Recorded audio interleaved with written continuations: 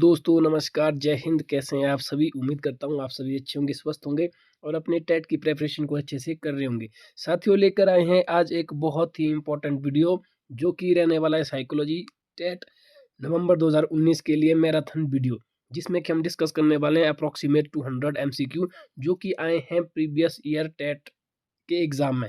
ठीक है, ये जो हमने क्वेश्चन लिए हैं गाइज, ये 2015 से लेकर 2024 तक जितने भी क्वेश्चन आए हैं साइकोलॉजी के, रिपीट नहीं किए हैं क्वेश्चन। सिर्फ आप जानते हैं कि टेट में रिपीट होते हैं क्वेश्चन, बाकी सारे के सारे क्वेश्चन अलग अलग, जैसे आर्ट्स वाले, मेडिकल, नॉन मेडिकल और जेबीटी के जितने भी टेट के क्वेश्चन आए हैं मेन इंपॉर्टेंट, वो सारे 200 क्वेश्चन हमने इस वीडियो में आपके लिए लेकर आए हैं।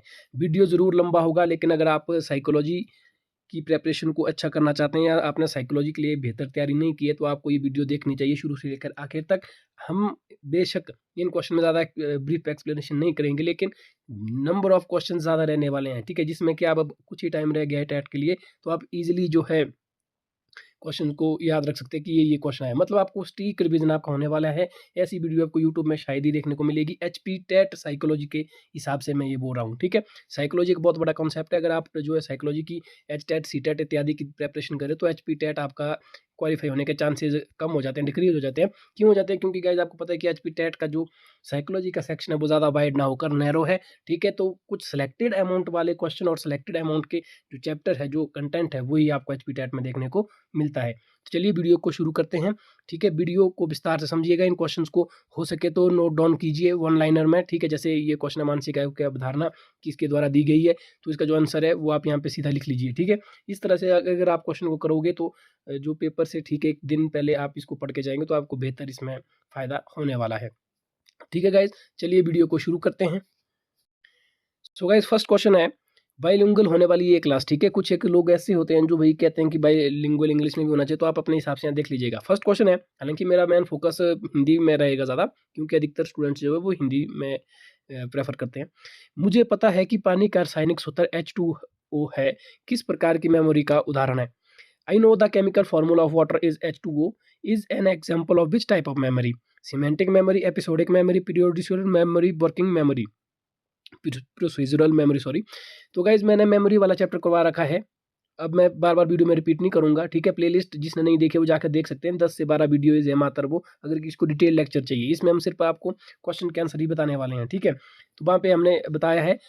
तो इसका जो राइट आंसर है वो हो जाएगा option number A, schematic memory.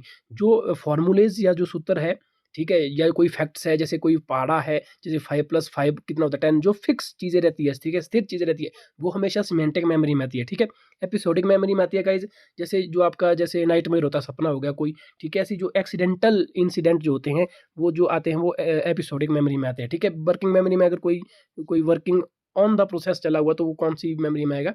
Working memory में। ठीक है, सो गाइस अगला क्वेश्चन है, according to Vygotsky which tool is used by children during interaction? Vygotsky के अनुसार बच्चे बातचीत के दौरान किस उपकरण का प्रयोग करते हैं? Internalisation, culture, language, society. अब वाइगोत्स्की के अनुसार बच्चे जो है बातचीत के दौरान किस उपकरण का उपयोग करते हैं? तो ऑब्वियस होगा कि वो language is the right answer for this question. ठीक है, इंटरेक्ट करने के लिए आपको पता है, जैसे एक बच्चा है, ठीक है, एक बच्चा और है, अब अननोन है, अपरिचित है एक दूसरे से, तो अब बेसिकली वो लैंग्वेज, चाहे वो उनकी लैंग्वेज अलग अलग भी होगी या सेम होगी, वो अलग बात है, लेकिन इंटरेक्ट करने के लिए वो भाषा का इस्तेमाल करेंगे। किसका इस्तेमाल करेंगे? भाषा का। ये सीडीपी का क्वेश्चन है, चाइल्ड डेवलपमेंट एंड पेडागोजी का। ठीक है, तो option number C will be the right answer for this question. Language is the right answer. अगला जो क्वेश्चन है गाइज वो है गेस्टाल्ट मीन्स। गेस्टाल्ट का अर्थ होता है, ये क्वेश्चन मैंने अपनी जो भी साइकोलॉजी की वीडियोज उसमें बहुत बार पूरा है कि इसका आंसर क्या होता है गेस्टाल्ट का अर्थ। ठीक है, बहुत ही इंपॉर्टेंट क्वेश्चन है, very very very important question. चलिए इसके ऑप्शंस देखते हैं। गेस्टाल्ट का अर्थ होता है इल्यूजन, परसेप्शन, एनवायरनमेंट, होल। तो अगर आपने पहले ये क्वेश्चन डिस्कस किया है तो आपको पता होगा इसका जो राइट आंसर होगा option number D, as a whole. As a whole इसका मतलब होता है संपूर्ण रूप में, संपूर्ण रूप में। मतलब गेस्टाल्ट एक शब्द है ना, ऐसा समझिए आप। गेस्टाल्ट क्या एक शब्द है? गेस्टाल्ट एक शब्द है जिसका मतलब होता है कंप्लीट, पूरा, कंप्लीट, मतलब कंप्लीट प्रॉपर वर्ड है यहाँ पे whole, as a whole. As a whole, जब किसी चीज को आप संपूर्ण रूप में समझते हैं, पूरा उसका जड़ से लेकर पूर्ण रूप में उसका सूक्ष्म रूप से विस्तृत रूप में पूरा समझते हैं तो उस शब्द को कहते हैं हम गेस्टाल्ट। क्योंकि गेस्टाल्टवादी कुछ साइकोलॉजिस्ट थे जिन्होंने इस चीज़ का समर्थन किया था कि भाई जब बच्चे को पढ़ाया जाता है उनको ऊपर से नहीं, पॉइंट से नहीं पढ़ाया जाए। जब उनको कोई कॉन्सेप्ट बताया जाए तो उनको एज ए होल पूरा के पूरा कॉन्सेप्ट समझना आना चाहिए। ये जो समर्थन किया था किसने किया था? गेस्टाल्टवादियों ने किया था। ठीक है, इसलिए टेट में क्वेश्चन आता है जब भी गेस्टाल्टिज्म दिखे या गेस्टाल्ट दिखे तो ऑप्शन देखिए एज ए होल कहाँ पे लिखा है, समग्र रूप से पूर्ण कहाँ पे लिखा है, वो इसका राइट आंसर हो जाएगा। आई होप आप समझ रहे हैं वीडियो को। अगर वीडियो अच्छी लगे तो गाइस ज़रूर से ज़रूर चैनल को सब्सक्राइब करें, ठीक है, क्योंकि आपका जब टेट का पेपर होगा तो सबसे पहले जो आपकी एक्यूरेट और सटीक जो आपकी एक्यूरेट आंसर की है वो भी आपको इसी यूट्यूब चैनल में देखने को मिलेगी। और आपके अपकमिंग टीजीटी जेबीटी कमीशन की नोटिफिकेशन या जो आपकी प्रेपरेशन होगी फ्री ऑफ कॉस्ट वो भी आपको इस चैनल में देखने को मिलेगी। तो आप जल्दी से जल्दी चैनल को सब्सक्राइब कर लीजिए। नेक्स्ट क्वेश्चन है which of the following Greek philosopher believe that knowledge is acquired through learning and experience. निम्नलिखित में से किस यूनानी दार्शनिक का मानना था कि ज्ञान सीखने और अनुभव के माध्यम से प्राप्त किया जाता है? तो ये स्टेटमेंट वाला क्वेश्चन है, कुछ एक स्टेटमेंट अभी हमने इसमें इंक्लूड की है तो ये भी कई बार पेपर में पूछ जाती है। इसका जो राइट आंसर हो जाएगा वो जाएगा ऑप्शन नंबर बी, एरिस्टोटल। अरस्तु ने जो गाइज ये कहा था कि भाई जो ज्ञान है वो सीखने और अनुभव के माध्यम से प्राप्त किया जा सकता है। ठीक है, लर्निंग एंड एक्सपीरियंस, ये जो स्टेटमेंट है एरिस्टोटल के द्वारा दी गई है। कई बार ऐसे स्टेटमेंट जो है ये आ सकती है, कई बार क्या स्टेटमेंट तो एक दो आती ही है पेपर में, तो हो सकता है ये वाली स्टेटमेंट आपके पेपर में फॉल करे, तो इसको आप ध्यानपूर्वक याद रख लीजिएगा। बढ़ते हैं नेक्स्ट क्वेश्चन की ओर। सो गाइस नेक्स्ट क्वेश्चन है the concept of intelligence quotient और IQ was developed by. Intelligence quotient या IQ की अवधारणा किसके द्वारा विकसित की है? गैल्टन, गाल्टन, बिने, स्टर्न, टर्मन। इंटेलिजेंस वाला चैप्टर में ये वीडियो जो बनाई थी उसमें डिस्कस किया है ये क्वेश्चन। ठीक है, क्वेश्चन क्या पूरा चैप्टर डिस्कस किया है बेसिकली। और जो हमारी साइकोलॉजी के लिए लक्ष्य सीरीज की थी उसमें भी हमने क्वेश्चन ऑलरेडी डिस्कस किया है। ठीक है, तो सभी को पता होगा इसका जो राइट आंसर है वो जाएगा William Stern. Option number C will be the right answer for this question because we know that the intelligence quotient का जो पूरा कॉन्सेप्ट था वो किसके द्वारा दिया गया था? तो विलियम स्टर्न के द्वारा दिया गया था IQ का। ठीक है, तो मुझे कमेंट करके बताइए कि जो IQ का टेबल है वो किसके द्वारा दिया गया है। ठीक है, और IQ का जो फॉर्मूला है, अभी आएंगे आगे वो बोले क्वेश्चन भी, तो वहाँ पे मैं बताऊंगा आपको कि IQ का फॉर्मूला क्या होता है और वो किसके द्वारा दिया गया है। ठीक है, बढ़ते अगले क्वेश्चन की ओर गाइस। अगला क्वेश्चन है आत्मनिरीक्षण पद्धति का आविष्कार किसने किया? सबसे पहले तो यहाँ पे इंग्लिश में उपलब्ध नहीं था इसलिए मैं इसको बता देता हूँ। आत्मनिरीक्षण पद्धति का मतलब होता है इंट्रोस्पेक्शन मेथड। इंट्रोस्पेक्शन मेथड जो इंट्रोस्पेक्शन टीचिंग मेथड है बेसिकली ये। आपको बताया कि इसका आविष्कार किसने किया था, तो सभी को पता ही होना चाहिए इसका आंसर। अगर आपको पता नहीं है तो मैं समझता हूँ कि आपकी तैयारी जो है साइकोलॉजी में बेसिकली उतनी खास नहीं है। ठीक है, क्योंकि इंट्रोस्पेक्शन मेथड जिसे हम आत्मनिरीक्षण परीक्षण कहते हैं, बुद्धि माफ़ कीजिएगा पद्धति जो है ये आत्मनिरीक्षण टीचिंग मेथड ही है बेसिकली ये। तो ये का कॉन्सेप्ट किसने दिया था? ये क्यों इंपॉर्टेंट हो जाती है? क्योंकि गाइस ये साइकोलॉजी की सबसे पुरानी पद्धति थी। सब साइकोलॉजी का सबसे पुराना शिक्षण अध्ययन के लिए ये पद्धति का इस्तेमाल किया जा रहा था। किसका? इंट्रोस्पेक्शन मेथड का। ठीक है, ये किसके द्वारा दी गई थी? तो option number B, William Wundt. William Wundt जो है इनके द्वारा दिया गया था आत्मनिरीक्षण का सिद्धांत। और ये जो आत्मनिरीक्षण पद्धति है ये साइकोलॉजी में मनोविज्ञान की सबसे पहली पद्धति है, सबसे पुरानी पद्धति है। ठीक है, कौन सी? आत्मनिरीक्षण पद्धति। क्वेश्चन पूछा जाता है ऐसा गाइस, फिर मत भूलिएगा। और विलियम वुंट का एक और फैक्ट याद रखना है, इन्होंने जर्मनी के लिप्जिंग शहर में 1879 में एक अपनी प्रयोगशाला भी खोली थी। ठीक है, साइकोलॉजी की लैब खोली थी 1879 में। किसने खोली थी? विलियम वुंट ने। पहली मनोवैज्ञानिक प्रयोगशाला विलियम वुंट के द्वारा 1879 में खोली गई थी। कहाँ पे खोली गई थी? तो जर्मनी के लिप्जिंग शहर में। ठीक है, तो ये आपको याद रखना है ये चीज़। ठीक है, बढ़ते हैं नेक्स्ट क्वेश्चन की ओर। सो गाइस जितना पॉसिबल हो सके उतना मैं जो है आपको एक्सप्लेन कर रहा हूँ। ठीक है, अगर आपको डिटेल्ड लेक्चर चाहिए तो you can visit our playlist. ठीक है, तो प्लेलिस्ट में जाकर आप चेक कर सकते हैं, थोड़ी ही वीडियो है, एग्जैक्ट वो जो है उसमें HP टेट का ही मटेरियल आपको देखने को मिलेगा। ठीक है, सो नेक्स्ट क्वेश्चन है the development of mental ability is known as. मानसिक क्षमता का विकास कहलाता है। तो मानसिक क्षमता का जो जब विकास होता है उसे क्या कहते हैं हम? Development of mental ability. Psychological development, physical development, cognitive development या मोटिव डेवलपमेंट। जब भी गाइज विकास की बात हो और विकास किससे जुड़ा हो? माइंड से। आपको सिंपल याद करने का तरीका बता रहा हूँ मैं। जब भी विकास की बात हो और वो जुड़ा हो माइंड से, आपके नॉलेज से या आपकी मेंटल स्टेटस से या मेंटल एबिलिटी से, तब उस स्थिति में जो किसका डेवलपमेंट होता है? कॉग्निटिव डेवलपमेंट का, जिसको आप हिंदी में कहते हैं संज्ञानात्मक विकास, संज्ञानात्मक विकास, संज्ञानात्मक विकास या जो कॉग्निटिव डेवलपमेंट है, इसकी जो थ्योरी दी थी कॉग्निटिव डेवलपमेंट की, वो किसने दी थी? जीन पियाजे ने। जीन पियाजे के द्वारा जो है कॉग्निटिव डेवलपमेंट का पूरा सिद्धांत, जिसमें उन्होंने 4 जो स्टेजेस बताई थी, 4 लेवल बताए थे कॉग्निटिव डेवलपमेंट के, ठीक है। तो ये आपको याद रखना है, जब भी मेंटल एबिलिटी, माइंड एबिलिटी या फिर ब्रेन, इस सब चीज़ों के बारे में, डेवलपमेंट के बारे में पूछा जाए तो राइट आंसर क्या हो जाएगा? कॉग्निटिव डेवलपमेंट होता है, ठीक है। फिजिकल डेवलपमेंट तो होगा नहीं, साइकोलॉजिकल भी नहीं होगा, ठीक है, मोटिव भी नहीं, तो राइट आंसर क्या हो जाएगा? Cognitive development is the right answer for this question, ठीक है। सो गाइस, अगला क्वेश्चन है, किस उम्र में बच्चे का मस्तिष्क विकसित होता है और लगभग पूर्ण आकार प्राप्त कर लेता है? At what age does the child's brain develop and attains almost full size? Up to 15 years, up to 6 years, और भी 1-2 ऑप्शन है, ठीक है, लेकिन आपको यहाँ पे राइट आंसर दिख रहा होगा। तो किस उम्र के बच्चे का मस्तिष्क विकसित तो होता है, लेकिन वो लगभग पूर्ण आकार प्राप्त कर लेता है जब वो विकसित हो जाता है, तो ये हो जाता है अप टू 6 ईयर्स तक के बच्चे का। जब बच्चा 6 ईयर्स तक का हो जाता है, तब उसके मस्तिष्क का पूर्ण रूप से विकसित या विकास हो जाता है, और वो लगभग पूर्ण अपना जो आकार है, फुल जो उसकी शेप है, जो उसका साइज है, उसको अटेन कर लेता है। तो याद रखना है 6 ईयर्स का बच्चा, ठीक है। इसीलिए जो है 6 ईयर्स को स्कूल गोइंग एज भी कहते हैं, 6 से लेकर 12 तक, ठीक है, कि 6 साल के बाद बच्चे को स्कूल भेजा जाता है। क्यों भेजा जाता है? क्योंकि 6 वर्ष तक के बालक को माना जाता है कि भई जो उसका जो ब्रेन है वो फुली डेवलप हो चुका है, उसका मस्तिष्क, ठीक है। ये तो अलग बात है कि अब जो एंटिटी, मतलब छोटे बच्चों को 2-3 साल में ही पकड़ के स्कूल में पहुँचाया जाता है, पीठ में 10 किलो का थैला लेके, ठीक है, वो एक अलग चीज़ है। लेकिन बेसिकली जो साइकोलॉजी के हिसाब से, जब बच्चा 6 ईयर तक, हो सकता है किसी-किसी में एक्सेप्शन में 4 या 5 साल में भी, लेकिन कॉमनली या नॉर्मली हम देखते हैं कि 6 साल तक के ही बच्चे का दिमाग पूर्ण रूप से विकसित होता है, और वो अपने जो उसका दिमाग है, उसका आकार फुल साइज़ का होता है, ठीक है।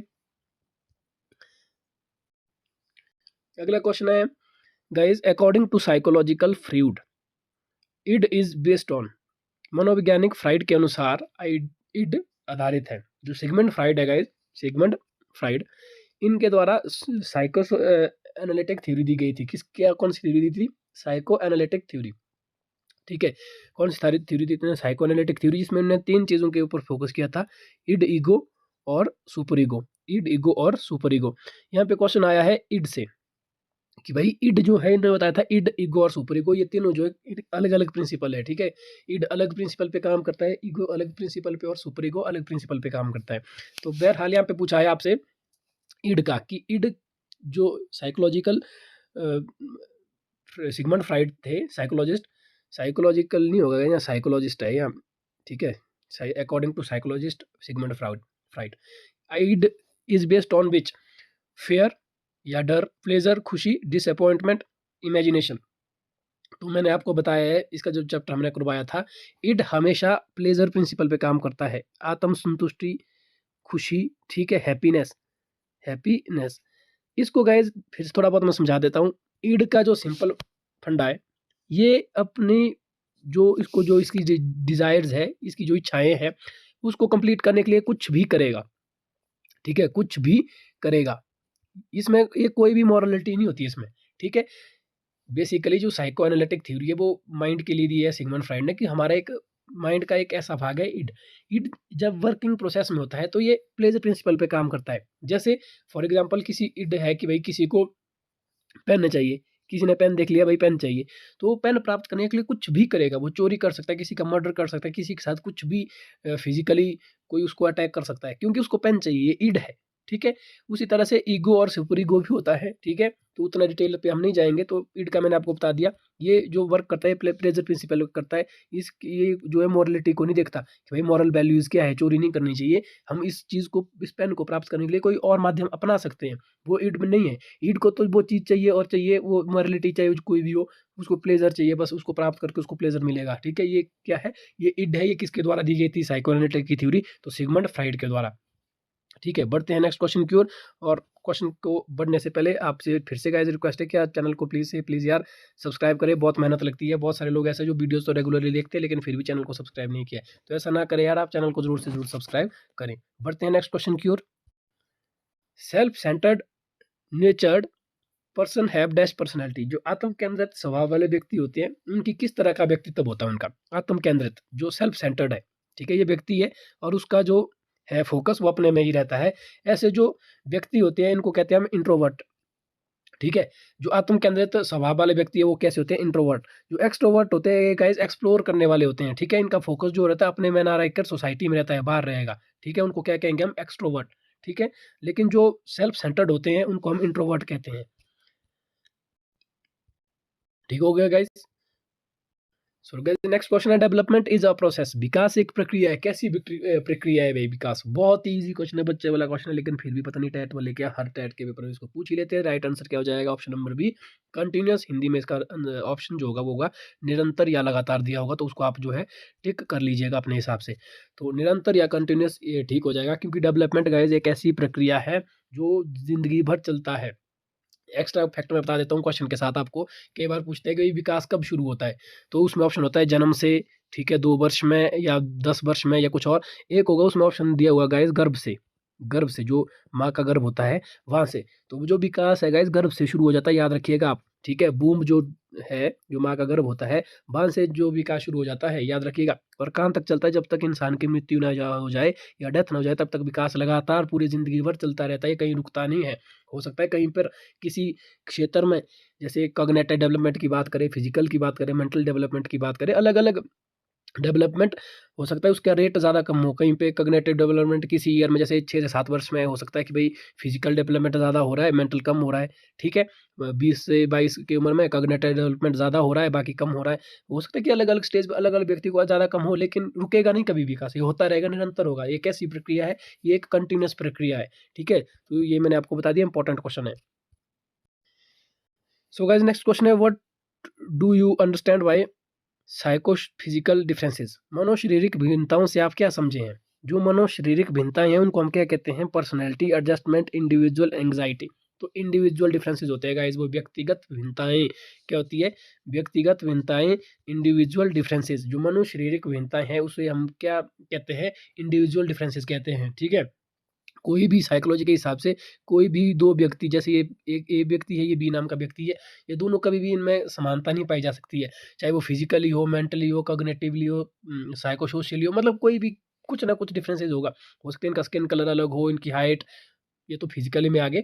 मेंटल में भी अगर आप देखें, साइकोलॉजिकल फैक्टर भी देखें, तो कुछ ना कुछ भिन्नताएँ होगी इनमें। चाहे वो हेरिडेटिकल हो, आनुवंशिकता में हो, या फिर कोई और एस्पेक्ट्स हो। इसी को ही हम इंडिविजुअल डिफरेंसेस कहते हैं साइकोलॉजी में, क्योंकि भाई कोई भी 2 व्यक्ति या 2 भी ब बच्चे कभी भी समान नहीं हो सकते, उनमें कुछ ना कुछ इंडिविजुअल डिफरेंसेस पाया ही जाएगा, व्यक्तिगत भिन्नताएँ, ठीक है? वो किसी भी रूप में हो सकती है। अगला क्वेश्चन है guys, for how many seconds short term memory hold information? अल्पकालिक मेमोरी कितने सेकंड तक जानकारी रखती है? तो 2 तरह की होती है, एक होती है शॉर्ट टर्म मेमोरी, एक होती है लॉन्ग टर्म मेमोरी। मेमोरी वाले चैप्टर में हमने करवाया, तो जाकर वहाँ से आप देख सकते हैं, क्योंकि मेमोरी वाले चैप्टर से ज़रूर क्वेश्चन टैट के पेपर में आता ही आता है।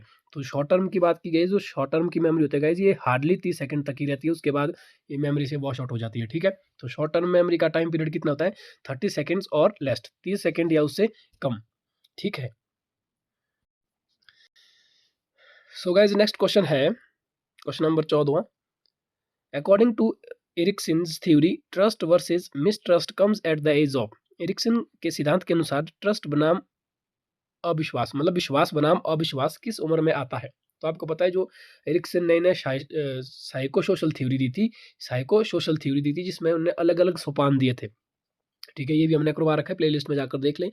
तो इसमें आपसे पूछा है कि भाई इसमें अलग अलग स्टेज पे अलग अलग अलग जो है ये सोपान आते हैं। तो आपसे पूछा है यहाँ पे ट्रस्ट वर्सेज मिसट्रस्ट, ठीक है। ट्रस्ट कब करेगा और कब नहीं करना चाहिए बच्चा, ये कौन सी अवस्था में सीखता है? तो ये जो सीखेगा, ऑप्शन नंबर बी यहाँ पे राइट आंसर हो जाएगा, 0 से लेकर 1 वर्ष, मतलब जन्म से लेकर 1 वर्ष तक बच्चे को ट्रस्ट और मिसट्रस्ट के बारे में आइडिया हो जाता है। इसीलिए आपने देखा होगा, जो छोटे बच्चे हैं, खासतौर पे 1 साल, 2 साल, 1 साल तक का बच्चा, वो अपनी मदर के प्रति जो बिल्कुल क्या रहता है, रॉयल रहता है, मदर पे उसको ब्लाइंड ट्रस्ट ट्रस्ट होता है, ठीक है। तो जो ट्रस्ट वाले करने वाली चीज़ है, वो बच्चा छोटी उम्र में ही सीख लेता है। यहाँ तक कि 1 साल के बच्चे को अगर देख लीजिए, वो पापा जो उसके पिता होते हैं, उस उनके पास भी मतलब उतना कंफर्टेबल फ़ील नहीं करता है। हालाँकि जब 2 या 3 साल का होता है, उसके बाद तो उसका नॉर्मल हो जाता है, लेकिन 0 से 1 साल तक का बच्चा ट्रस्ट अपनी मदर में ही देखता है, ठीक है। इस तरह से आप इस क्वेश्चन को याद रख सकते हैं। सो गाइस अगला क्वेश्चन है, in the Maslow's theory of motivation which needs come last in the hierarchy? तो गाइस आपने मास्लो की जो थ्योरी है, सिद्धांत है, वो आपने पढ़ा होगा, ठीक है। मास्लो के प्रेरणा सिद्धांत में कौन सी आवश्यकताएं पदानुक्रम में सबसे अंत में आती है? तो इन्होंने ऐसे सिद्धांत दिए थे मास्लो ने, ठीक है। आत्मसिद्धि का सिद्धांत बेसिकली कहा जाता है उसको। तो जैसे पहले फिजिकल नीड है, ठीक है, उसके बाद सोशल नीड है, फिर इस तरह से अलग अलग इनने 4-5 सोपान दिए थे। तो इसमें आपसे पूछा कि सबसे लास्ट में कौन सा सोपान है? तो सबसे लास्ट में आता है नीड ऑफ सेल्फ एक्चुअलाइजेशन, आत्मसिद्धि का सिद्धांत, ठीक है। तो नीड ऑफ सेल्फ एक्चुअलाइजेशन है जो है ये मास्लो की सबसे अंतिम जो स्तर है, अंतिम जो लेवल है वहाँ की क्या है, ये आवश्यकता है, नीड है, ठीक है। जैसे पहले जो आती है वो साइकोलॉजिकल सॉरी फिजिकल नीड्स आती है, ठीक है, फिर सेफ्टी है, सोशल है, फिर जो अंत में आती है वो नीड ऑफ सेल्फ एक्चुअलाइजेशन। तो मैस्लो की ये थ्योरी आप पढ़ के जाना है। और इसमें जो सबसे अंत में आती है नीड, वो कौन सी है? Need of self actualization. अगले क्वेश्चन है who made 16th personality factor questionnaires? 16 व्यक्तित्व कारक प्रश्नावली किसने बनाई? तो ये बनाई थी कैटल ने, ठीक है। डायरेक्ट क्वेश्चन है, याद रखिएगा, पेपर में पूछा जा चुका है ये ऑलरेडी। 16 व्यक्तित्व कारक प्रश्नावली किसने बनाई थी? तो ये कैटल ने बनाई है, ठीक है। सो गाइस अगला क्वेश्चन है the book principle of psychology is written by, पुस्तक प्रिंसिपल ऑफ साइकोलॉजी किसके द्वारा लिखी गई है? तो इसका जो राइट आंसर है वो जाएगा option number C, William James. William James के द्वारा पुस्तक प्रिंसिपल ऑफ साइकोलॉजी लिखी गई है, ठीक है। ये डायरेक्ट क्वेश्चन है, कई बार स्टेटमेंट या ऐसी बुक्स जो इंपॉर्टेंट होती है वो पूछ लेता है टेट के एग्जाम में। जैसे यहाँ पे पूछा है principal of psychology, William James ने ये पुस्तक लिखी है, ये बुक लिखी है। सो गाइस अगला जो क्वेश्चन है who started scientific study of creativity, रचनात्मकता का वैज्ञानिक अध्ययन किसने शुरू किया था? Who started scientific study of creativity, जो रचनात्मकता है, क्रिएटिविटी है, इसकी जो वैज्ञानिक जो अध्ययन है, साइंटिफिक स्टडी अब किसने शुरू की थी? तो गिलफर्ड। गिलफर्ड के द्वारा रचनात्मक का वैज्ञानिक अध्ययन कहते हैं। अध्ययन नहीं, सिर्फ स्टडी नहीं, सिर्फ स्टडी तो बहुत सारे साइकोलॉजिस्ट ने की थी, लेकिन यहाँ पे पूछा है आपको साइंटिफिक स्टडी जिसने जो की थी वो किसने की थी? तो गिलफर्ड ने की थी। किसकी? रचनात्मकता की, क्रिएटिविटी की, ठीक है। बढ़ते हैं नेक्स्ट क्वेश्चन की ओर। नेक्स्ट क्वेश्चन है who is the father of experienced psychology, अनुभवी या प्रैक्टिकल मनोविज्ञान के जनक कौन है? ये क्वेश्चन तो आपको आना ही चाहिए गाइस। क्यों आना चाहिए? क्योंकि आपको पता है इसका जो राइट आंसर होगा वो होगा विलियम बुंट। विलियम बुंट कौन है? अब जैसे मैंने आपको पहले बताया, ये ऐसे पहले साइकोलॉजिस्ट थे जिन्होंने साइकोलॉजी की अपनी ही एक लैब बनाई थी, अपने एक्सपीरियंस को, अपने जो प्रैक्टिकल को परफॉर्म करने के लिए। कब बनाई थी? 1879 में। कहाँ पे बनाई थी? जर्मनी के लिप्सिंग शहर में। उस तरह से आप याद रखिएगा कि इनको ही लैब एस्टेब्लिश करने के बाद और लैब में उनके प्रैक्टिकल परफॉर्म करने के बाद ही इनको एक्सपीरियंस साइकोलॉजी या फिर पूछे प्रैक्टिकल साइकोलॉजी तो भी कौन सा होगा फादर? विलियम बुंट। विलियम बुंट को ही एक्सपीरियंस साइकोलॉजी या प्रैक्टिकल साइकोलॉजी, अनुभव विज्ञान का, ठीक है, का फादर जाना जाता है। किसको? विलियम बुंट को, ठीक है। बड़ा ही इंपॉर्टेंट क्वेश्चन है गाइज। और वीडियो को आगे बढ़ने से पहले फिर से मैं आपसे रिक्वेस्ट करूंगा कि चैनल को जरूर से जरूर सब्सक्राइब करें, ठीक है। अपने दोस्तों के साथ शेयर करें, वीडियो को लाइक करें और अपनी राय कमेंट सेक्शन में जरूर दें कि वीडियो आपको कैसी लगी, ठीक है। सो गाइस नेक्स्ट क्वेश्चन है operant conditioning associated with which, जो संचालक कंडीशनिंग है ये किससे संबंधित है? ऑपरेंट कंडीशनिंग थ्योरी, जो आपको पता है जो लर्निंग थ्योरीज है, अधिगम जो सिद्धांत है, ठीक है, 4-5 थ्योरीज है, वहाँ से क्वेश्चन पक्का पेपर में आता ही आता है। तो जो ऑपरेंट कंडीशनिंग थ्योरी है ये किसने दी थी? ये दी थी आपकी बी एफ स्किनर ने, ठीक है। अगर क्लासिकल पूछिए तो क्लासिकल दी थी आपकी पावलोव ने, जबकि ट्रायल एंड एरर वाली जो थ्योरी दी थी वो थॉर्नडाइक ने दी थी, ठीक है। तो याद रखना है थ्योरी ऑफ रेनफोर्समेंट किसने दी थी? तो ये हल ने दी थी, ठीक है। दूसरा ही चैप्टर लर्निंग थ्योरीज वाला वो मैंने आपको पूरा करवा रखा है और यहाँ से पक्का क्वेश्चन आपको देखने को मिलेगा 3 से 4 क्वेश्चन लर्निंग थ्योरीज वाले से, ठीक है। तो ऑपरेंट कंडीशनिंग थ्योरी किसने दी थी? स्किनर ने। ये सिर्फ इतना ही नहीं है गाइस कि किसने कौन सी थ्योरी दी थी, आपको पूरा पता होना चाहिए। जैसे बी एफ स्किनर की ऑपरेटिंग कंडीशनिंग वाली थ्योरी है ना, उसमें जैसे क्या क्या प्रोसेस होता है उसमें, ठीक है। चूहा है, मतलब उसका नाम क्या है? जैसे पावलोव की चिंपैंजी वाली थ्योरी है, कोलर की इनसाइड थ्योरी है, उसकी पूरी डिटेल पता होना चाहिए कि वो थ्योरी किसके ऊपर जो वो प्रैक्टिकल किस कौन से जानवर के ऊपर परफॉर्म किया गया था, ठीक है। किस तरह का उसका अनुभव हुआ, एसिमिलेशन क्या थी वहाँ पे, एकोमोडेशन क्या थी वहाँ पे, ये नया और पुराना नॉलेज का क्या मैटर। जैसे थॉर्नडाइक की ट्रायल एंड एरर थ्योरीज है, इसके अलावा इसने 3 और जो लॉ दिए थे, theory of law of readiness, law of effect, ठीक है। तो वो भी आपको पता होना चाहिए। तो पूरा आपको पता होना चाहिए गाइस, ऐसे नहीं कि आप सिंपली, ये तो मैंने बता दिया कि थॉर्नडाइक ने हिट एंड ट्रायल, हल ने रेनफोर्समेंट और स्किनर ने ऑपरेंट कंडीशनिंग, पावलोव ने क्लासिकल और कोलर ने इनसाइड थ्योरी दी थी, अंतर्दृष्टि का सिद्धांत। तो ये सिर्फ इतने से नहीं, आपको पूरा इसका थ्योरी पता होना चाहिए। उसके लिए जाकर आप वीडियो को वॉच करें, ठीक है, प्लेलिस्ट में जाकर। सो गाइस अगला क्वेश्चन है ink blot test given by, ink block परीक्षण किसके द्वारा किया गया था? Galton, Freud, Rorschach, Allport. Rorschach is the right answer for this question. इसको ही हम कहते हैं रोडशा स्याही धब्बा परीक्षण, स्याही धब्बा परीक्षण, यही आपसे पूछा कि स्याही धब्बा परीक्षण किसके द्वारा दिया गया था, इंक ब्लॉट टेस्ट, तो ये किसने दिया था, रोरशा ने, रोरशा, रोरशा स्याही धब्बा परीक्षण के नाम से इसको जाना जाता है। तो इंक ब्लॉट टेस्ट किसके द्वारा किया गया था, तो हरमन रोरशा इसका पूरा नाम है, हरमन रोरशा, ठीक है, Hermann Rorschach will be the right answer for this question. इसने क्या किया था, इंक ब्लॉट टेस्ट किया था, ठीक है। तो जितनी इन्फॉर्मेशन हो सके वो आपको मैं देने की कोशिश कर रहा हूँ। अब पूरा आपको एक्सप्लेन क्या ही करूँ, तो उसके लिए आप जाकर प्लेलिस्ट में वीडियो देख सकते हैं। सो गाइस अगला जो क्वेश्चन है, association between stimulus and response is known as, उत्तेजना और प्रतिक्रिया के बीच के संबंध को डैश के रूप में जाना जाता है। तो क्या किसको जाना जाता है, तो इसका जो राइट आंसर है वो क्या हो जाएगा, ऑप्शन नंबर बी कंडीशनिंग। तो कंडीशनिंग यहाँ पे राइट आंसर हो जाएगा, association between stimulus and response is known as conditioning, ठीक है। सो गाइस अगला जो क्वेश्चन है, who give the theory of culture and bio socio development, सांस्कृतिक एवं जैव सामाजिक विकास का सिद्धांत किसने दिया था, तो वाइगोत्स्की ने दिया था, याद रखिएगा।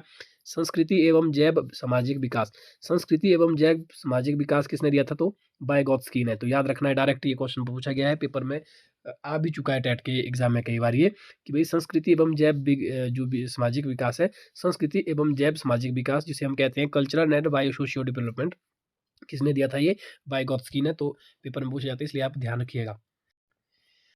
सो गाइस नेक्स्ट क्वेश्चन है 29, the stages of memory are, जो स्मृति है उसके कितने चरण होते हैं, 1 2 3 4, तो जो डी ऑप्शन है इसका राइट आंसर हो जाएगा 4। हम जानते हैं जो स्मृति है उसके कितने चरण होते हैं, भाई सभी को पता है स्मृति के कितने चरण होते हैं, तो 4, ठीक है, स्मृति कितने चरण होते हैं, 4, there are 4 stages of memory. बढ़ते हैं नेक्स्ट क्वेश्चन की ओर।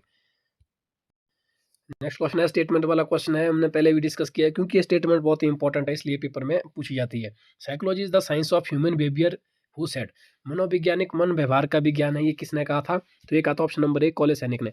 कॉले सैनिक ने ये कहा था कि मनोविज्ञान जो है मानव व्यवहार का विज्ञान है, ठीक है। तो ये आपको डायरेक्ट याद रखना है, और इसके अलावा आपको ये भी याद रखना है कि वर्तमान समय में मनोविज्ञान का क्या इसका रूप है, तो इसका रूप वर्तमान समय में व्यवहार का विज्ञान, जो बिहेवियरिज्म है या व्यवहार का विज्ञान के रूप में वर्तमान समय में मनोविज्ञान को जाना जाता है। प्राचीन समय में से आत्मा का विज्ञान, मन का विज्ञान इत्यादि माना जाता था, लेकिन वर्तमान समय से व्यवहार का विज्ञान माना जाता है, ठीक है। और ये किसने कहा था, तो कोले सैनिक ने कहा था, ठीक है। फादर ऑफ बिहेवियरिज्म किसे कहते हैं, हम व्यवहार के बाद के जनक, जैसे अभी आपने पहले पढ़ा था, उसी तरह से जो व्यवहारवाद का फादर जो है, जनक है, वो किसे कहा जाता है, तो जे.बी. वॉटसन को कहा जाता है, याद रखिएगा, जे.बी. वॉटसन, ठीक है, जे.बी. वॉटसन को व्यवहारवाद का पिता कहा जाता है। बढ़ते हैं नेक्स्ट क्वेश्चन की ओर। सो गाइस अगला जो क्वेश्चन है, educational psychology is useful in, शैक्षिक मनोविज्ञान इसमें किसके लिए उपयोगी है, ठीक है। जो एजुकेशनल साइकोलॉजी है बेसिकली वो पूछा गया है कि भाई वो किसके लिए इंपॉर्टेंट है, टू अंडरस्टैंड ऑन सेल्फ, अपने को समझने के लिए, टू अंडरस्टैंड चाइल्ड, बच्चे को समझने के लिए, to choose the teaching method, teaching method को चूज करने के लिए, होल टीचिंग प्रोसेस। तो सीडीपी के क्वेश्चन है, आपको पता है इसमें कौन सा फॉर्मूला लगता है, मोस्ट अप्रिशिएट आंसर, जो सबसे अच्छा जो ऑप्शन होगा उसको आप टिक करेंगे, तो ऑप्शन नंबर डी यहाँ पे अपने को समझने के लिए भी हेल्प करता है, बच्चे को समझने के लिए भी हेल्प करता है, टीचिंग मेथड कौन सा यूज करे उसके लिए भी हेल्प करता है, लेकिन जो मोस्ट अप्रिशिएट आंसर होगा, सबसे अच्छा आंसर ऑप्शन में, तो वो होगा ऑप्शन नंबर डी, क्योंकि ये पूरा जो टीचिंग प्रोसेस है, पूरा शिक्षण जो विधि है, जो पूरी टीचिंग प्रोसेस है, पूरा अधिगम शिक्षण का प्रोसेस है, उसको समझने में सहायता करता है एजुकेशनल साइकोलॉजी, ठीक है। तो option number D will be the right answer, because option number D is the most appreciate answer for this question. बढ़ते हैं नेक्स्ट क्वेश्चन की ओर। अगला जो क्वेश्चन है गाइस वो है, who coined the term mental health, मानसिक स्वास्थ्य शब्द किसने गढ़ा या किसने दिया, तो ये मेंटल हेल्थ शब्द किसने दिया, तो ऑप्शन नंबर सी ये राइट आंसर हो जाएगा, विलियम स्वीटसर ने। विलियम स्वीटसर के द्वारा कौन सा शब्द दिया गया था, तो मेंटल हेल्थ, और उसी मेंटल हेल्थ जो मेंटल है, मेंटल हेल्थ या मानसिक शब्द जो है वो किसने दिया था, विलियम स्वीटसर ने। डायरेक्ट क्वेश्चन है, याद रख लीजिएगा। नेक्स्ट क्वेश्चन है guys, in which is the oldest method of psychology, मनोविज्ञान की सबसे पुरानी पद्धति कौन है। अब जैसे मैंने आपको पहले जैसे थोड़ी देर पहले ये क्वेश्चन डिस्कस करवाया था, कौन सी है, इंट्रोस्पेक्शन, आत्मनिरीक्षण विधि जो सबसे पुरानी है, ये किसने दी थी, तो जल्दी से अभी बताइए मुझे, पहले जैसे बताया था मैंने आपको, ठीक है। मनोविज्ञान की सबसे पुरानी पद्धति कौन सी है, तो इंट्रोस्पेक्शन, ठीक है, इंट्रोस्पेक्शन इसका राइट आंसर हो जाएगा, आत्मनिरीक्षण। बढ़ते नेक्स्ट क्वेश्चन की ओर। सो गाइस नेक्स्ट क्वेश्चन है, who give the concept of mental as, मानसिक आयु की अवधारणा किसने दी, तो किसने दी, तो राइट आंसर हो जाएगा साइमन बीने। बीने is the right answer for this question. बीने ने कॉन्सेप्ट दिया था किसका, मेंटल एज का, ठीक है। आपने पता है कि आईक्यू जो होता है, आईक्यू का फार्मूला होता है mental as divided by chronological age into 100, तो जो मेंटल एज है ये किसने दी थी, ये बीने ने दी थी, ठीक है, मानसिक आयु। सो गाइस अगला जो क्वेश्चन है, individual differences are the result of environment and what. तो आपको मैंने ये क्वेश्चन बहुत बार बता दिया है भाई कि जो इंडिविजुअल डिफरेंसेस हो या फिर डेवलपमेंट हो, जब भी डेवलपमेंट हो या इंडिविजुअल डिफरेंसेस हो, कुछ भी हो, जब भी पूछे कि भाई किसका परिणाम है, अगर उसमें एक एनवायरनमेंट दिया हो तो दूसरा कौन सा होगा फैक्टर, हेरिडिटी। अगर हेरिडिटी दिया होगा तो एनवायरनमेंट, इन दोनों की अंतःक्रिया का परिणाम ही विकास होता है। यहाँ पे इंडिविजुअल डिफरेंसेस दिया है तो इंडिविजुअल डिफरेंसेस भी में भी अगर एनवायरनमेंट दिया है एक फैक्टर तो दूसरा फैक्टर हेरिडिटी होगा ऑटोमेटिकल। ठीक है, अगर वातावरण का ही बात हो रही है तो आनुवंशिकता भी वहाँ पे ऑटोमेटिकल फॉल करेगी। तो ये आपको याद रखना है, एक एनवायरनमेंट अगर है तो दूसरा क्या हो जाएगा, हेरिडिटी। ठीक है, तो development is the result of which, तो एक एनवायरनमेंट एंड दूसरा हेरिडिटी का ये क्या होता है, रिजल्ट होता है क्या, इंडिविजुअल डिफरेंसेस या फिर डेवलपमेंट। ठीक है, तो ऑप्शन नंबर क्या सी यहाँ पे राइट हो जाएगा, हेरिडिटी। ठीक है, फिर से याद रख लीजिएगा फॉर्मूले को, जब भी अलग अलग तरीके से पूछा जाता है क्वेश्चन, फॉर्मूला ये लगेगा, इन्वायरमेंट इनटू हेरिडिटी। जब से आपसे पूछे भाई विकास कैसी क्रिया है, किन दो का रिजल्ट है, इन्वायरमेंट और हेरिडिटी का ही होगा। ठीक है, तो विकास कुल मिलाकर इन दो फैक्टर की वजह से ही होता है। ठीक है, बढ़ते अगले क्वेश्चन की ओर। सो गाइस नेक्स्ट क्वेश्चन है, which of the following is not a sensory organ. निम्नलिखित में से कौन सा संवेदी अंग नहीं है पूछा यहाँ पे, आई, हेयरिंग, टच, मेमोरी। तो आपको पता आई है, हेयरिंग भी है, टच भी है, ये तीनों है, लेकिन जो ये मेमोरी है, मेमोरी यहाँ पे राइट आंसर हो जाएगा क्योंकि मेमोरी एक नॉन सेंसरी ऑर्गन है। ठीक है, मेमोरी जो है सेंसरी ऑर्गन नहीं है, संवेदी नहीं है, ये असंवेदी अंग है, तो मेमोरी यहाँ पे राइट आंसर हो जाएगा इस क्वेश्चन के लिए। बढ़ते अगले प्रश्न की तरफ। सो गाइस नेक्स्ट क्वेश्चन है, which of the following factors are necessary for cognitive development. जो संज्ञानात्मक विकास है उसके लिए निम्नलिखित में से कौन से कारक आवश्यक है। तो सबसे पहले आपको पता होना चाहिए कॉग्निटिव डेवलपमेंट की थ्योरी किसके द्वारा दी गई थी, तो जीन पियाजे, जिसमें उन्होंने की 4 स्टेजेस बताई थी, 4 लेवल बताए थे अलग अलग उम्र में, अलग अलग एजेस के लिए। ठीक है, तो वो भी क्वेश्चन अभी आपको आने वाले हैं वीडियो में। Which of the following factor are necessary for cognitive development, क्या वो genetic and biological, experience, learning या ऑल ऑफ द अबव। तो राइट आंसर हो जाएगा यहाँ पे option number D for this question, because we know that the, ये सारे के सारे फैक्टर होने चाहिए कॉग्निटिव डेवलपमेंट के लिए। जेनेटिक मतलब आपकी हेरिडेटिकल, बायोलॉजिकल तो एक ही बात हुई मतलब हेरिडेटिकल, एक्सपीरियंस्ड अनुभव, और लर्निंग कीप लर्निंग, ये भी इसी के लिए फैक्टर रिस्पॉन्सिबल है। तो ऑप्शन नंबर डी यहाँ पे राइट आंसर हो जाएगा। ठीक है, अगला जो क्वेश्चन है गाइस, ये डायरेक्ट क्वेश्चन है, इसको मैं डायरेक्ट ही बता देता हूँ। ऑप्शन अभी आपको मैं बताऊंगा, पहले क्वेश्चन को पढ़ लीजिएगा। मेंटली हेल्थ जो पर्सन है वो कहाँ पे रहता है, mentally health person lives in. मानसिक रूप से जो स्वस्थ बिल्कुल व्यक्ति जो फिट एंड फाइन जो व्यक्ति होता है, ऐसा नहीं कि फिजिकली, जो मानसिक रूप से भी स्वस्थ रहता है वो व्यक्ति कहाँ पे रहता है। ठीक है, कौन सी अवस्था में रहता है, इसका क्वेश्चन का मतलब ढंग से समझिएगा। फिजिकली फिट की बात नहीं कर रहा है कि भाई कोई ठीक है, कोई जिम जुम जाता है, ठीक अच्छी खासी बॉडी है, सिक्स पैक लेके घूम रहा है, लेकिन मन में बहुत सारे तनाव है, बहुत सारी टेंशन है, उलझन है, उस व्यक्ति की बात नहीं हो रही। मेंटली फिट, जो मेंटली फिट है, बिल्कुल मेंटली हेल्थ है, यानी कि मानसिक रूप से उसको कोई विकार नहीं है, मानसिक रूप से हमेशा वो परिपूर्ण है। ठीक है, वो व्यक्ति कहाँ पे रहेगा। So guys here is the options for this question, dream land में रहेगा, हाइपर सेंसिटिविटी में रहेगा, रियलिटी में रहेगा, या आउट ऑफ द सोसाइटी रहेगा। तो ऐसा इंसान जो मानसिक रूप से बिल्कुल सक्षम है, मानसिक रूप से किसी तरह का तनाव तनाव नहीं है, ठीक है, वो हमेशा रियलिटी में रहेगा, वास्तविकता में रहेगा। ऑप्शन में होगा, यहाँ पे ऑप्शन दिया हुआ वास्तविकता। ये क्वेश्चन टेट में बार बार आया है, याद रखिएगा।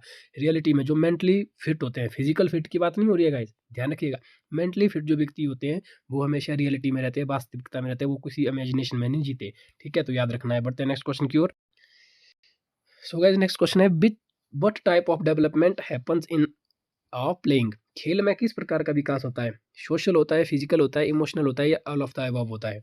तो बहुत सारे लोग इसमें फिजिकल को टिक कर सकते हैं कि भई अब खेल रहे हैं तो फिजिकली का डेवलपमेंट होगा, तो क्या ऐसा नहीं है।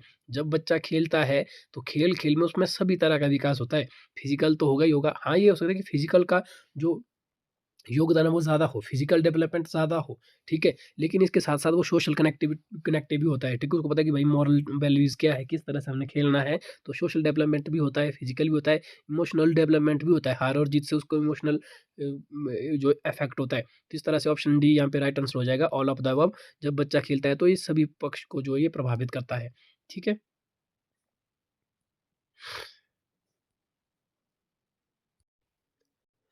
सो गाइस अगला क्वेश्चन है, who was the pro-founder of psycho analytic theory.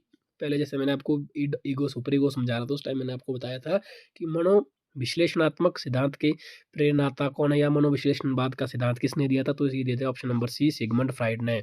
Sigmund Freud ने साइको एनालिटिक थ्योरी दी थी, जिसमें उन्होंने इड, ईगो और सुपर ईगो के बारे में बताया था, ठीक है। बहुत इंपॉर्टेंट थ्योरी है, डायरेक्ट पूछा जाता तो याद रख लीजिएगा, वेरी वेरी वेरी इंपॉर्टेंट।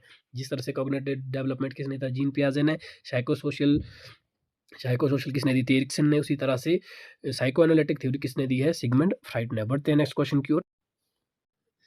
ये जो क्वेश्चन है गाइस अगला, है तो बिल्कुल ईजी लेकिन टेक्निकली स्ट्रॉन्ग है, इसलिए क्वेश्चन को ढंग से समझ लीजिएगा। The insight learning theory is propound by. Insight learning theory किसने दी थी? तो यहाँ पे जो ये थ्योरी एग्जैक्ट दी थी बेसिकली, ये दी थी कोहलर ने। किसने दी थी? कोहलर। ढंग से समझ लीजिएगा इस क्वेश्चन को। पेवलोव, जीन पियाजे, बाइगोत्स्की नहीं है इसका आंसर। इसका आंसर यहाँ पे हो जाएगा गेस्टाल्ट। किसने दी है थ्योरी? कोहलर। कोहलर यहाँ पे आप देख रहे हैं कि ऑप्शन में है ही नहीं। तो गाइज मैं आपको बता देता हूँ, जो गेस्टाल्टवादी थे जिन्होंने कहा था कि भाई जब चीज को एज ए होल, अभी मैंने बताया था ना आपको गेस्टाल्टवादी, वही है ये गेस्टाल्टवादी जो है। 4 व्यक्ति है गेस्टाल्टवादी, ठीक है। कौन कौन? एक है कोहलर, कोफा और बर्दिमर, ठीक है। स्किनर। बेसिकली इन तीन को ही माना जाता है, कोहलर, कोफा और बर्दिमर।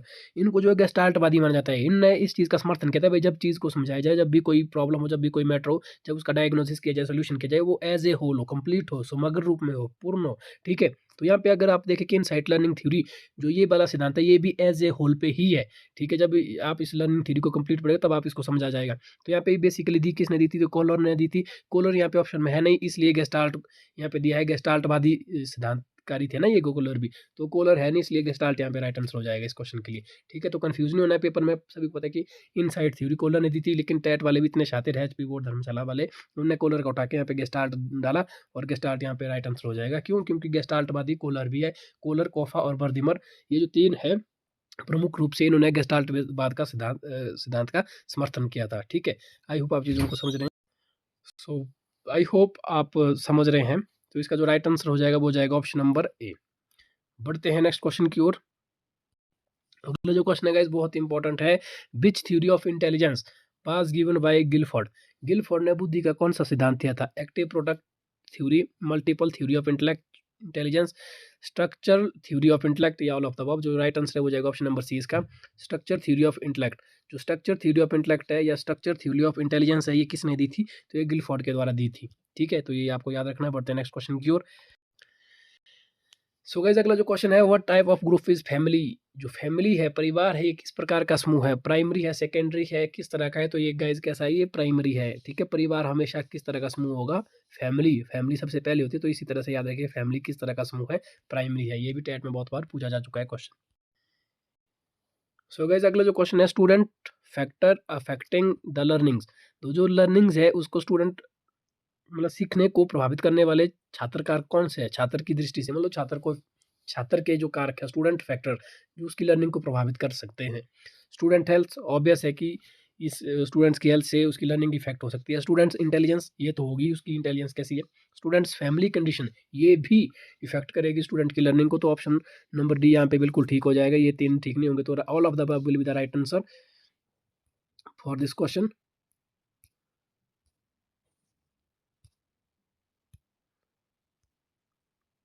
एक second, sorry for this technical glitch guys. तो यहाँ पे जो राइट आंसर हो जाएगा वो हो जाएगा ऑल ऑफ द अबव। क्यों हो जाएगा ऑल ऑफ द अबव? क्योंकि ये तीनों के तीनों फैक्टर जो है स्टूडेंट की लर्निंग को क्या करेंगे? इफेक्ट करेंगे, ठीक है। बढ़ते हैं नेक्स्ट क्वेश्चन की ओर। सो गाइस अगला जो क्वेश्चन है, why we need remedial teaching? हमें उपचारात्मक शिक्षण की आवश्यकता क्यों है? तो क्यों है इसकी, एक मिनट में ऑप्शंस को थोड़ा सा कर लेता हूँ। तो बताइए गाइज, हमें उपचारात्मक शिक्षण की आवश्यकता क्यों है?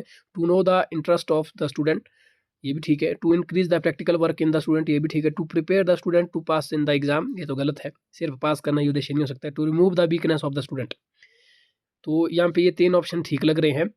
ये वाला भी उतना एग्जैक्ट नहीं है इन दो में से। तो इंटरेस्ट डेवलपमेंट करना एक अलग चीज़ है, लेकिन छात्र की वीकनेस को, कमजोरी को दूर करना यहाँ पे मोस्ट अप्रोप्रिएट आंसर है। तो option number D will be the right answer. ये सीडीपी का क्वेश्चन है, जो मैंने बहुत बार यार 1000 बार बता दिया कि अगर सीडीपी का क्वेश्चन हो तो वहाँ पे आपको मोस्ट अप्रोप्रिएट आंसर लगाना है। आपको लगेंगे चारों ऑप्शन ठीक, लेकिन जो आपके हिसाब से सबसे अच्छा ऑप्शन होगा वो उसको ठीक कर लेना है, ठीक है। उसमें आपको ध्यान रखना है कि जो मोस्ट अप्रोप्रिएट आंसर होता है, फिर से बता देता हूँ, इसमें आपको ध्यान रखना है कि ज़्यादा जो एस्पेक्ट्स है, ज़्यादा जो पक्ष है, वो कौन सा ऑप्शन कवर कर रहा है, ठीक है। तो वो इसके राइट आंसर हो जाएगा। अगला जो क्वेश्चन है, who give the theory of reinforcement? सुदृढ़ीकरण या पुनर्वलन का सिद्धांत किसने दिया था? तो ये दिया था बी एफ स्किनर ने। बी एफ स्किनर ने जो इसका प्रैक्टिकल किया था वो हल ने किया था, लेकिन ये सिद्धांत किसने दिया था? तो B F Skinner right answer हो जाएगा। तो सुदृढ़ीकरण का सिद्धांत या थ्योरी ऑफ रेनफोर्समेंट, पुनर्वलन का सिद्धांत, ये किसने दिया था? तो बी एफ स्किनर इसका राइट आंसर हो जाएगा, ठीक है। तो याद रख लीजिएगा। बढ़ते हैं नेक्स्ट क्वेश्चन की ओर। देखिएगा गाइस, फिर से आई गया psychology in the present time is, वर्तमान समय में मनोविज्ञान है क्या है? Science of soul, science of brain, science of behaviour, science of consciousness. तो गाइस सभी को पता है वर्तमान समय में साइंस जो है किसका व्यवहार है, विज्ञान है, सॉरी मेरे मुंह से व्यवहार निकल गया, तो option number C, science of behaviour, science of behaviour. तो व्यवहार का विज्ञान है वर्तमान समय में मनोविज्ञान। ये क्वेश्चन भी पूछा जाता है बार बार। प्राचीन समय में था ये आत्मा का विज्ञान, उसके बाद मन का विज्ञान बना, फिर उसके बाद ये चेतना का विज्ञान बना। ठीक है, उसके बाद किसका विज्ञान बना? चेतना का विज्ञान बना। ठीक है, सबसे पहले ये आत्मा का विज्ञान था, फिर मन का विज्ञान था, फिर चेतना का विज्ञान बना। लेकिन वर्तमान स्वरूप में इसका जो है वो व्यवहार का विज्ञान है, याद रख लीजिएगा। ठीक है, वर्तमान समय में मनोविज्ञान को व्यवहारवाद का विज्ञान या व्यवहार का विज्ञान माना जाता है। ठीक है, साइंस ऑफ बिहेवियर। चलते हैं नेक्स्ट क्वेश्चन की ओर। अगला जो क्वेश्चन है, short term memory is also known as, अल्पकालीन स्मृति को इस नाम से भी जाना जाता है। Sensory memory, active memory.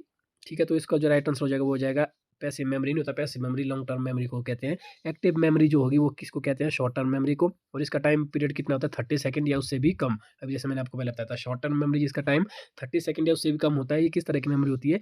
ये एक्टिव मेमोरी होती है। सो गजल जो क्वेश्चन है वो है, who wrote the famous book personality a psychological interpretation. प्रसिद्ध पुस्तक पर्सनैलिटी या साइकोलॉजी इंटरप्रिटेशन किसने लिखी? ये फेमस बुक है गाइस साइकोलॉजी में, अ साइकोलॉजी इंटरप्रिटेशन। ये किसने लिखी? ये लिखी है आलपोर्ट ने। Allport will be the right answer for this question because Allport had written the book personality a psychological interpretation. ठीक है, ये क्वेश्चन भी रिपीट है। ठीक है, फेमस बुक भी है साइकोलॉजी में, इसलिए क्वेश्चन बनता है टेट के एग्जाम में। अगला जो क्वेश्चन है गाइस देख ही लो। ठीक है, ऐसे ही छपेंगे क्वेश्चन टेट के पेपर में अभी, जो भी मैं करवा रहा हूँ पक्का। ठीक है, who establish first psychological lab in Leipzig city of Germany. तो जर्मनी का लिप्सिंग शहर है, किसने बनाया था? William Wundt is the right answer. कब बनाया था? 1879 में। ठीक है, और इसी वजह से इनको प्रैक्टिकल साइकोलॉजी या एक्सपीरियंस साइकोलॉजी का फादर भी जाना जाता है, विलियम वुंट को। ठीक है, तो जो मैं क्वेश्चन करवाता हूँ ना, यही क्वेश्चन आपको छपेंगे एचपी टेट के एग्जाम में। तो ठीक है, तो इसलिए जल्दी से जल्दी चैनल को, अगर आपने अभी तक सब्सक्राइब नहीं किया है तो चैनल को सब्सक्राइब कर ले। अच्छा, एक कमेंट आया मुझे, हमारे साथ ही जुड़ा है वो साथी है कि भाई सर आप जो है वीडियो में बीच में बहुत सारा बोलते हैं कि भाई चैनल को सब्सक्राइब करें, लाइक करें, कमेंट करें, हम तो सब कुछ करते हैं। तो भाई मेरे, मैं आपको बता देता हूँ, जो हमारा चैनल एनालिटिक्स होता है वहाँ पे हमें लग जाता है पता। ठीक है, अभी जो हमारी ऑडियंस है 30% ऐसी ऑडियंस है जिन्होंने चैनल सब्सक्राइब नहीं किया, 70% तो ऐसे जो हमारी वीडियोस को वॉच किया, चैनल सब्सक्राइब नहीं किया।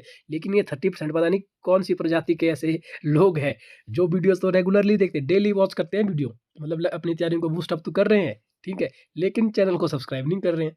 तो बाकी तो फ्रीडम तो आपके पास है भाई, हम क्या बोले, हम तो उसे बोल ही सकते हैं। बाकी चॉइस इज योर्स। अगर आपको हमारा एफर्ट अच्छा लगता है, किसी भी, चाहे वो कोई भी यूट्यूबर है या किसी और प्लेटफॉर्म पे अपना कंटेंट शेयर कर रहा है, अपनी आपकी तैयारी को बेहतर कर रहा है, तो आपको करने में क्या ही है। ठीक है, तो बाकी आप अपने हिसाब देख लीजिएगा।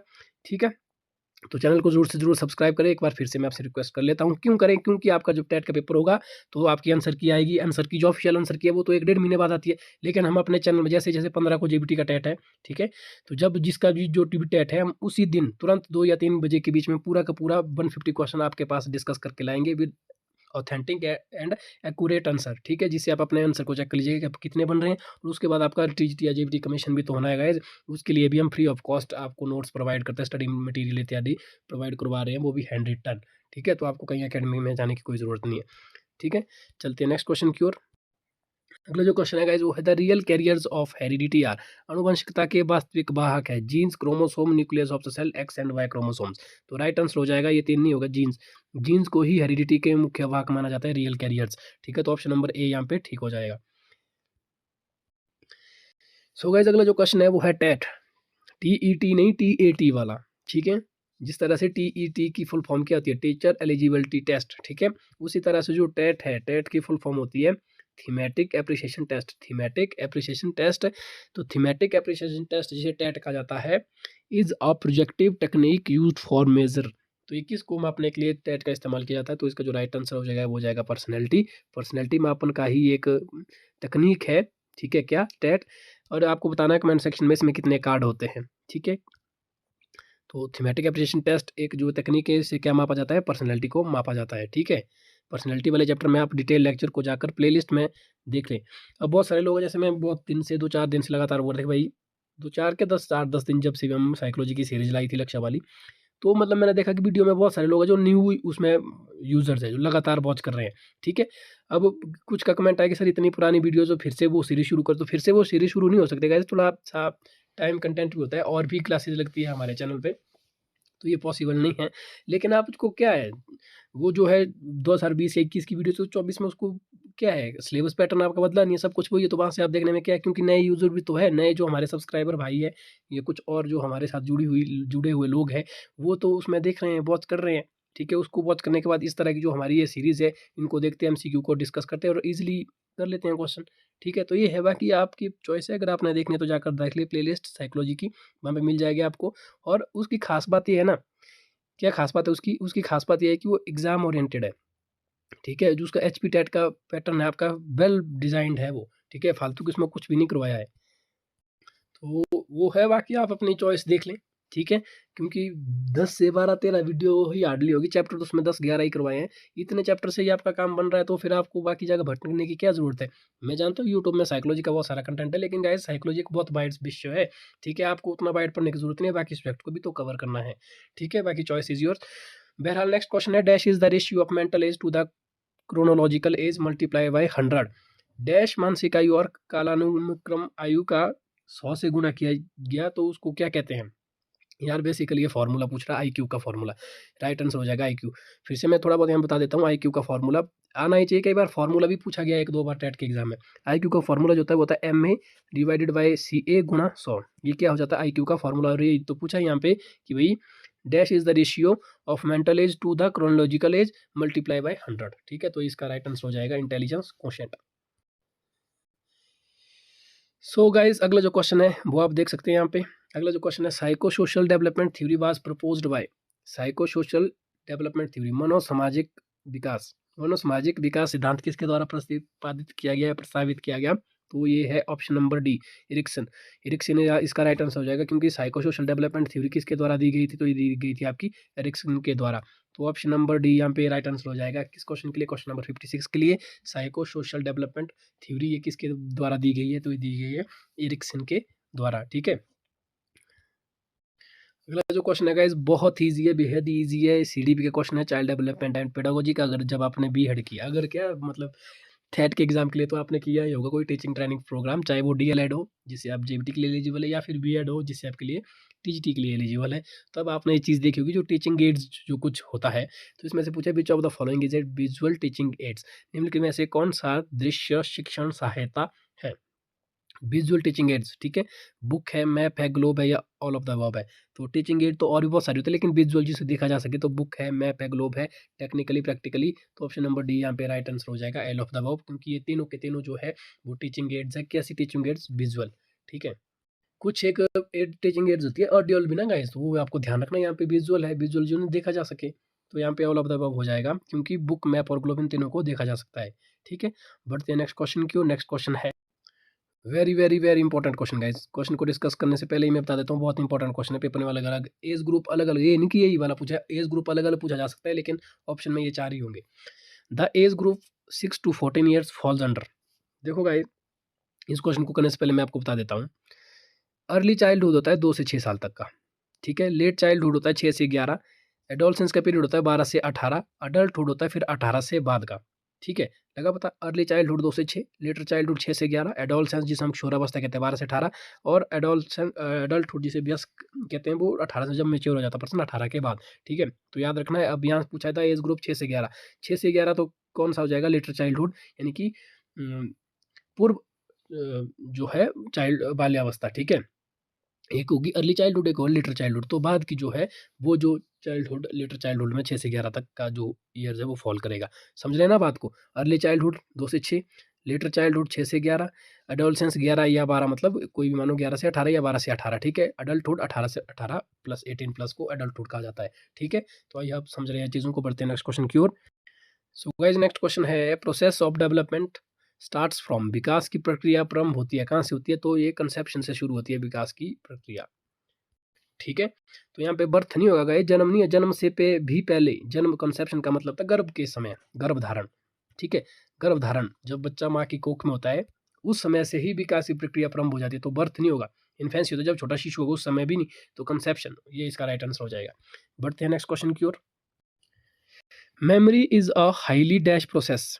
मेमोरी एक अत्यधिक डैश प्रक्रिया है, कंस्ट्रक्टिव पैसिव। तो कैसी प्रक्रिया ये मेमोरी जो होती है गाइस, हमेशा कंस्ट्रक्टिव प्रोसेस में काम करती है, तो memory is a highly constructive process. So guys ये है आज के हमारे वीडियो, आज के जो हमारे 60 क्वेश्चन आज के लिए डिस्कस करते हैं, बहुत है इतने, ठीक है। बाकी टोटल इस जो पीडीएफ है 200 क्वेश्चन है, ये हम 10 पार्ट में लेकर आएंगे, जिसमें आज पहले पार्ट में 60 क्वेश्चन डिस्कस कर लिए, अगले वीडियो में भी 60-70 क्वेश्चन डिस्कस करेंगे, और थर्ड वीडियो एक और आएगी जिसमें 60 क्वेश्चन डिस्कस करेंगे। आज शाम तक ही दूसरी वीडियो हो जाएगी और कल सुबह तक तीसरी वीडियो हो जाएगी, और आप 1-2 दिन में पूरे अपने साइकोलॉजी, इसके बार कुछ नहीं आएगा, ये मैं अभी आपको भी बता दूं। जो हम ये 200 क्वेश्चन डिस्कस करने वाले हैं, सारे के सारे क्वेश्चन आपको इन्हीं में से ही देखने को मिलेंगे आपके टेट के जो आपकी सीरीज है उसमें, ठीक है। तो वीडियो कैसी लगी ज़रूर आप कमेंट करें, ठीक है। और मिलते हैं आपके साथ नेक्स्ट वीडियो में। अपना ख्याल रखिएगा, चैनल को ज़रूर से ज़रूर सब्सक्राइब कर लीजिएगा गाइज, फिर से रिक्वेस्ट कर रहा हूँ, ठीक है।